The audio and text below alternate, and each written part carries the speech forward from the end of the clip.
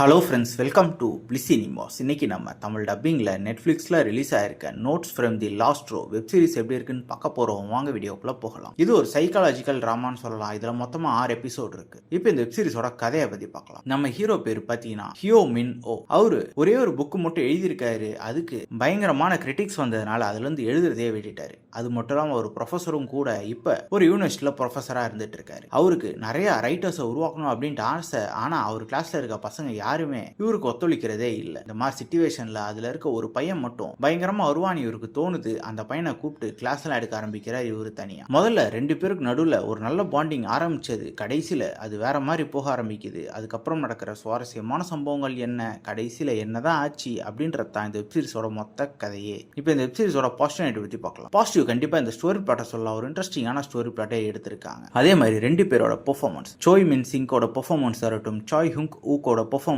ஆகட்டும், ஒரு அல்டிமேட்டான ஒரு பெர்ஃபார்மன்ஸாவே இருந்தது. 2 பேருமே வெப் சீரிஸே ஹோல்ட் பண்றாங்கன்னு சொல்லலாம். முதல்ல ரொம்ப பொறுமையா ஆரம்பிச்சாலும் போக போக அந்த பதட்டத்தை நமக்குள்ள கொண்டு வர அளவு சூப்பரான ஒரு ரைட்டிங்கே பிரசன்ட் பண்ணியிருக்காங்க. அது மட்டும் இல்லாம ஒரு ஸ்டூடெண்ட் ஆசிரியர் உறவு எப்படி இருக்கும் அப்படின்றது ரொம்ப நீட்டாவே காமிச்சிருக்காங்க. டெக்னிக்கலி படம் சவுண்டாவே இருக்கு எல்லா ஆஸ்பெக்ட்ஸ்லயுமே. வெப் சீரிஸோட நெகட்டிவ் பத்தி பாத்தீங்கன்னா ஸ்டோரி பிளாட் ரொம்ப ஸ்லோவா நகருது. அது மட்டும் இல்லாம ரொம்ப கொஞ்சம் காம்ப்ளிகேட்டடா கொண்டு போறாங்க. அது ஒரு சிலருக்கு புரியாம இருக்கிறதுக்கும் வாய்ப்பு இருக்கு. அது மட்டும் இல்லாம பெருசா ஆக்ஷன் காட்சிகள் அந்த மாதிரிலாம் எதுவுமே கிடையாது. ரொம்ப டெம்ப்ளேட்டா தான் போகுது. ரொம்பவே ஸ்லோ பர்ன் த்ரில்லரா தான் இருக்கு. மொத்தத்தில் இந்த வெப் சீரிஸ் எப்படி இருக்குன்னு கேட்டீங்கன்னா ஒரு நீட்டான ஒரு சைக்கலாஜிக்கல் த்ரில்லர் தான். வேணும்னா ட்ரை பண்ணி பாருங்க. இந்த வெப் சீரிஸ்க்கு நம்மளோட ரேட்டிங் கேட்டீங்கன்னா 10க்கு 7 மார்க் கொடுக்கலாம். வெப் சீரிஸ்ல அடல்ட் கண்டென்ட் இருக்கு. ஸோ ஃபேமிலியோட ட்ரை பண்ணாதீங்க. இன்னொரு வீடியோவில் சந்திக்கலாம். தேங்க்யூ.